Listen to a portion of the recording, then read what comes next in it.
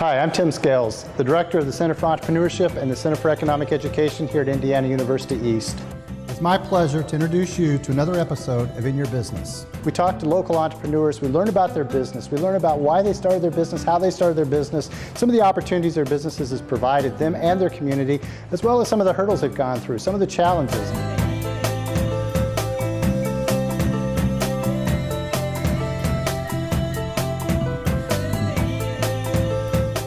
Welcome to another episode of In Your Business. Today I'm going to get to know an entrepreneur who's been practicing entrepreneurship here in the Richmond, Indiana area for many, many years, and she does a great job. She's expanded beyond Richmond, which is also very appreciated as an entrepreneur. I have followed this entrepreneur my entire adult life, and so today it's exciting for me to really get to know her.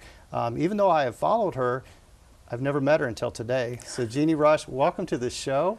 It's exciting for me to get to know you and to share with our community. Well, thank you, Tim. I appreciate you calling me and asking me to come in. So your store located here is called The Secret Ingredient, and I want to get to know about The Secret Ingredient very soon.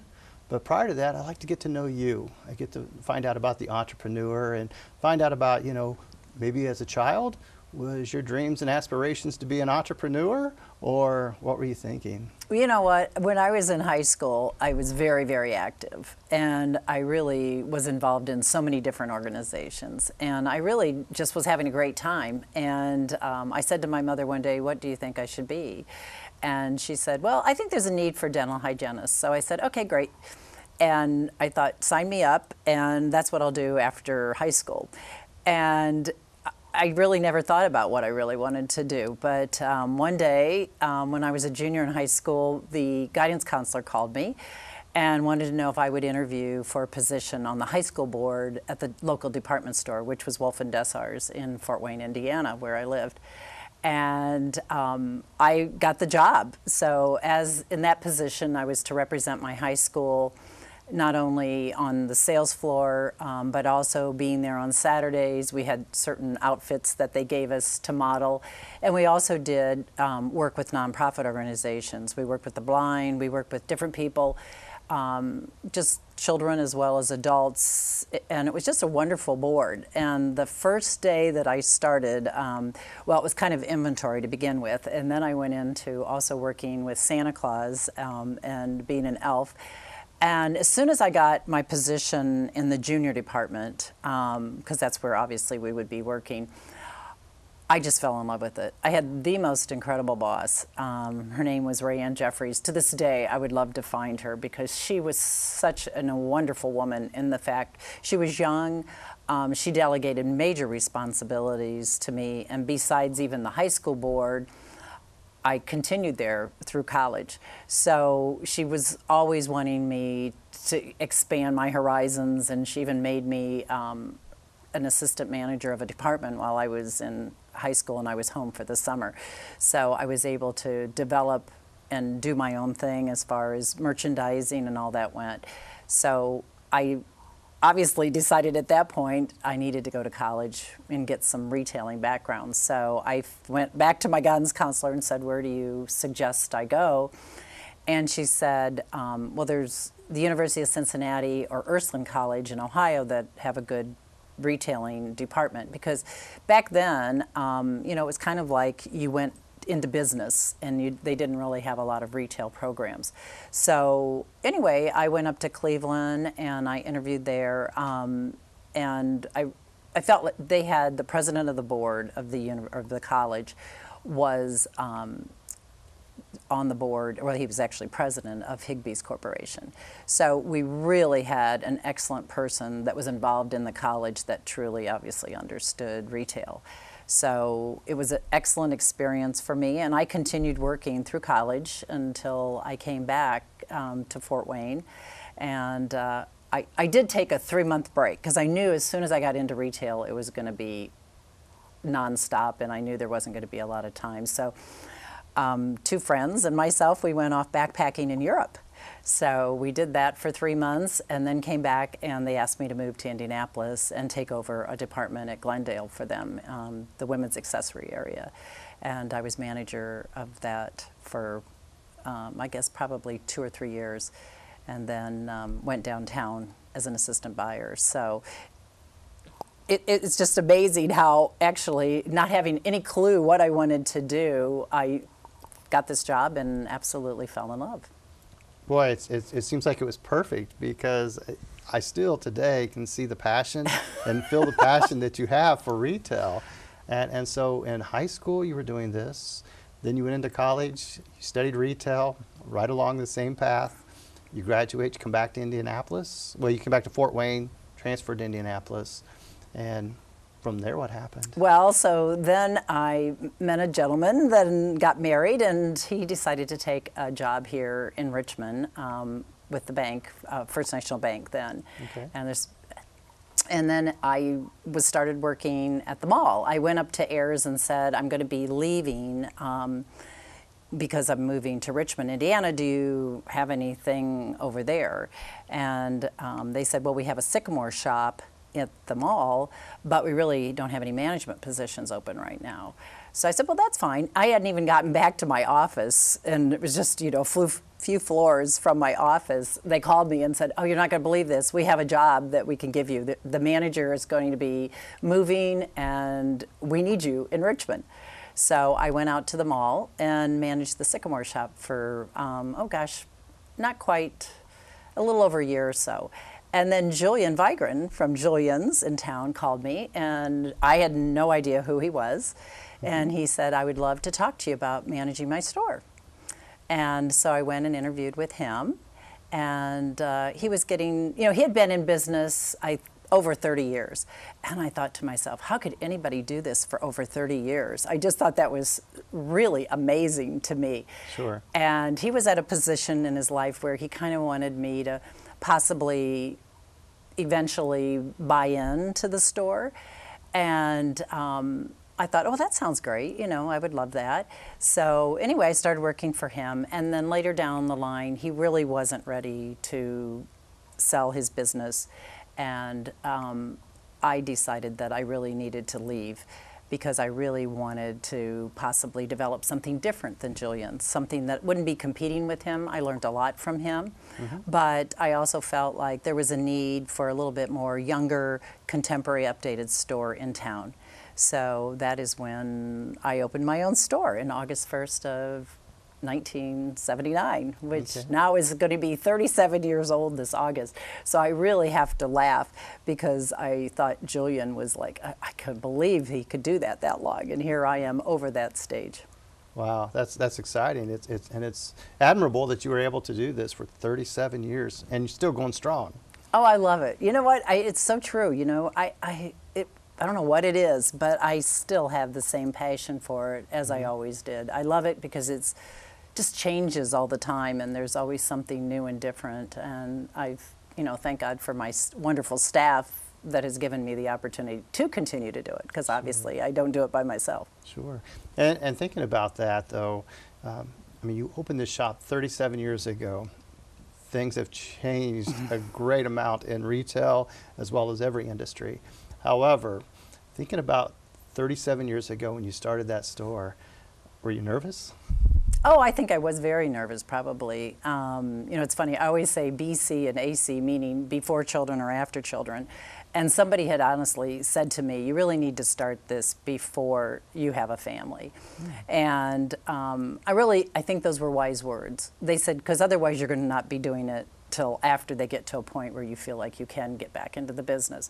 So I was happy in the fact that, you know, with business there's always challenges, but I also was able to raise our children in that business. And it was great because, it gave them an opportunity to see a business too being, brought up from ground one. I would have them doing displays, opening boxes and all that.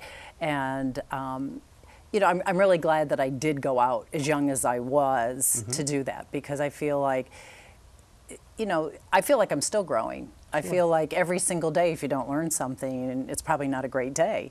So, I feel like there's always challenges. I think business is a roller coaster, and I think you learn right away that it's not a piece of cake. It's very difficult, and that's okay. You know, that's part of the business. And through the years, I think, you know, in the beginning, when you're young, you feel like you're in charge of everything, you're in control, and you're really not at all. And I have very strong faith, and I know now that basically the business is about service and nothing more. You know, we have to serve, that's all we are here to do. And, you know, hopefully we will continue in a positive way, that our customers love the way we serve. And I guess that's what gives me the joy now. It's a different kind of joy. Sure.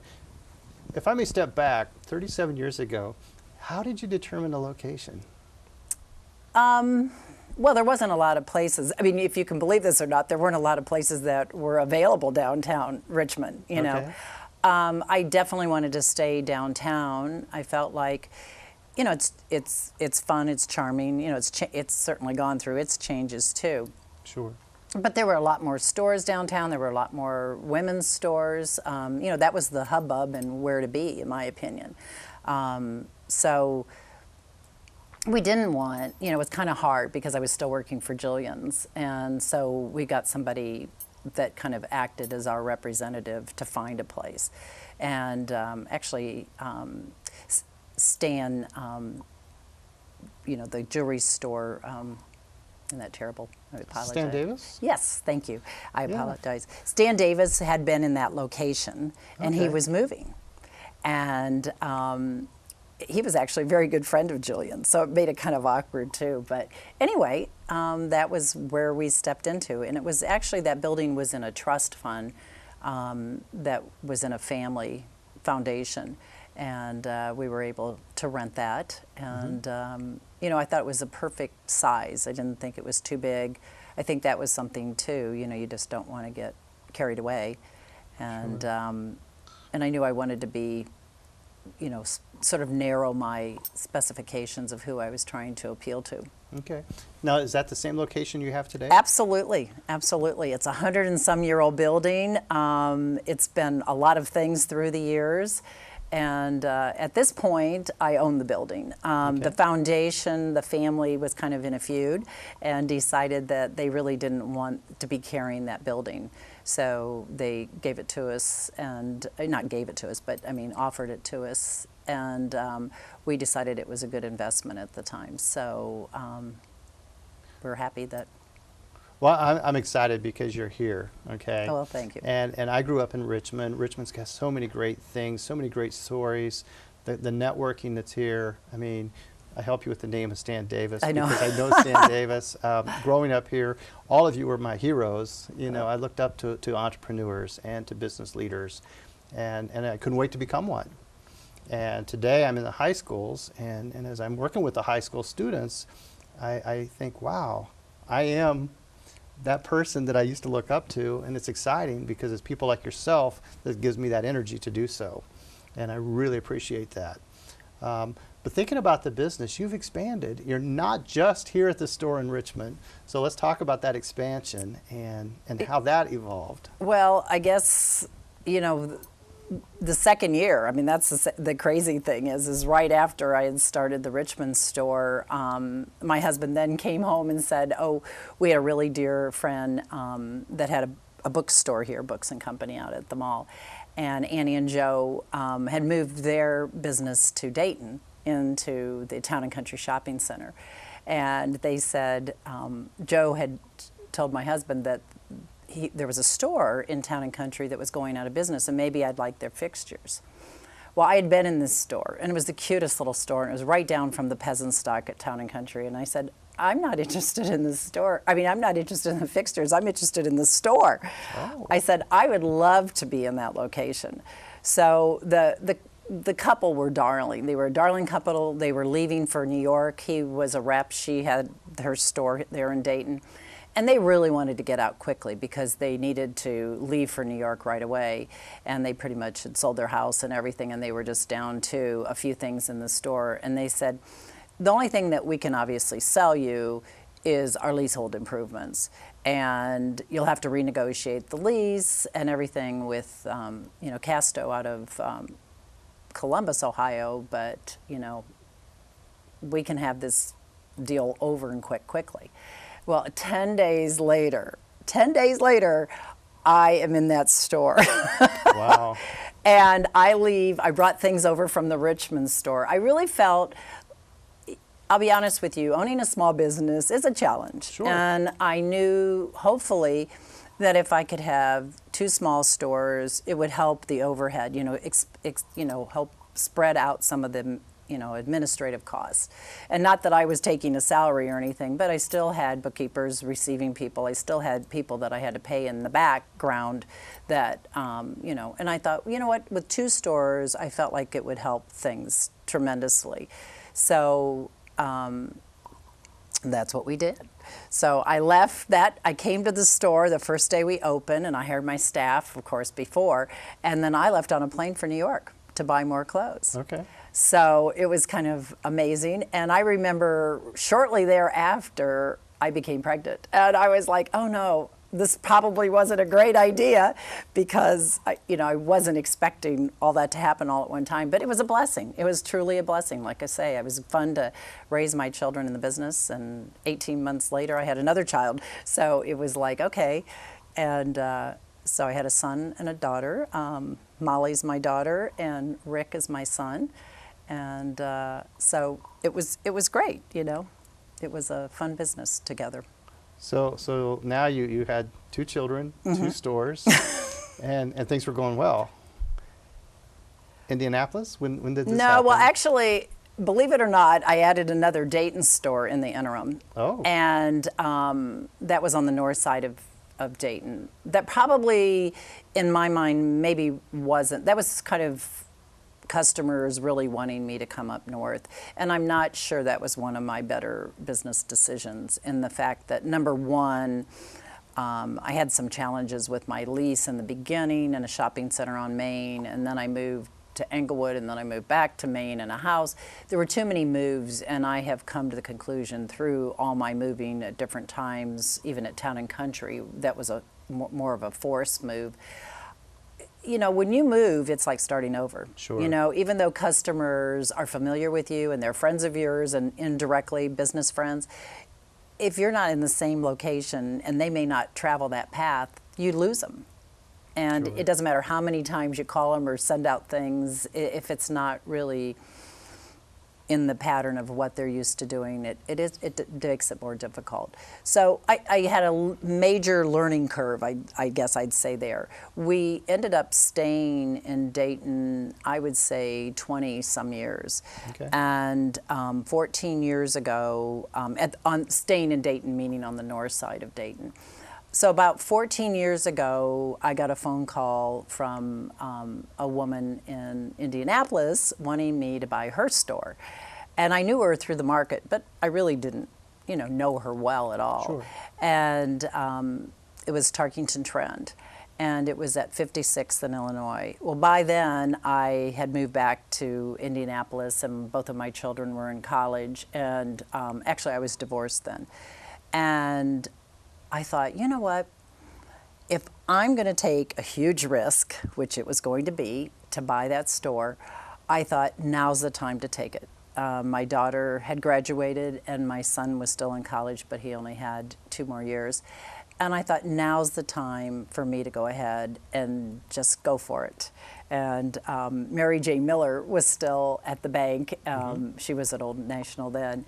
And, I went to her and I said, okay, Mary Jane, what do you think? And I went, to my attorney and went to my accountant and asked all them what their thoughts were. And, they gave me the green flag and I decided, let's just go for it. So, again, it all has its ups and downs, but it was a very good decision because I did live in Indianapolis at that point, and I live in Greenwood, which, is just south of Sure. the county line. Yeah. And I just thought, you know what, let's just do it. So, that was fun. And it was a store that had been established for 17 years. Again, their business was totally different from mine in the fact that they were a little bit more traditional than I was. But Kelly, the owner, really felt she wanted the store to carry on, not with the same name or anything, but she really loved the business enough to know her mother had gotten ill and she was spending a lot of time with her mother. And then her mother actually passed away right before we signed the deal. And I said to her, you know, if you've changed your mind, I truly understand. I don't want you to sell this business unless you really want to. And she said, I'm ready. I'm really ready. I've lost my, you know, passion for it, and I'm ready to sell it. So I took over her staff came with me, everything. And again, it was one of those situations where you just open the doors and start over again, you know, and I brought things over from the Richmond store and the Dayton store, and it was an interesting, you know, scenario. Wow. And you also have a store location in Florida, is that correct? Yes. That was probably a divine intervention. Back in 2004, I've got a circulation problem. And I was in New York, and I picked up a Wall Street Journal as I was walking out of my hotel. And there was an article in there about the Ave Maria Mutual Fund, and it was having a 20-some% increase. And I said to the gentleman here in town who does my IRA, I said, you should put some money into this. This looks like a great fund. And he couldn't find it. So I took the piece of paper home and threw it on my desk. And on August 4th, 2004, I remember the date well, it was Sunday afternoon. I was cleaning off my desk and found that paper. And I thought, well, I'm going to put that in my computer and before I throw this paper away. And I put in AveMariaMutualFund.com. That day and that day only, a rendition of the town popped up. And it was a brand new town being developed by Tom Monahan and the Collier Corporation, and east of Naples. Okay. And I knew Naples because my parents had rented down there, and up popped this town with a rendition because the town hadn't even been built. It was in 5,000 acres of tomato fields. They were building a town and a university and a church, and then a beautiful sort of Italian piazza that swung around the church, kind of like a European town. I thought this would be a great place to put a retail store, and I emailed them that afternoon. They emailed me back on Monday, and that's kind of history. Wow. So that's really development. I mean, that's cutting edge. Well, and I'll be perfectly honest with you. My mother was alive then, and I think she saw it as, oh, Jeannie's going to go to Florida. She'll be back to one store, and this will make for an easy life. My mother then passed away, and on her deathbed, she was worried about my dear father. And he actually is a wholesaler. He was in the repping business, and you know, so he knew the business. And I said to Mother, don't worry about Daddy. I'll take him with me, and I'll take care of him. And I didn't know how I was going to do that, but it's worked out beautifully because now we can be there in the winter and he can enjoy his life. And he just turned 96, so he's still enjoying his wonderful life.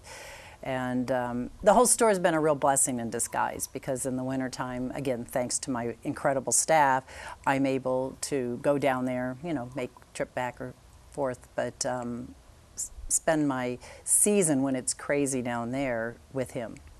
That's fantastic. I mean, everything you're doing is just great. I feel like it's all been continuous from the time you were in high school right up to today. Yes. It's you know, it's just been a great story.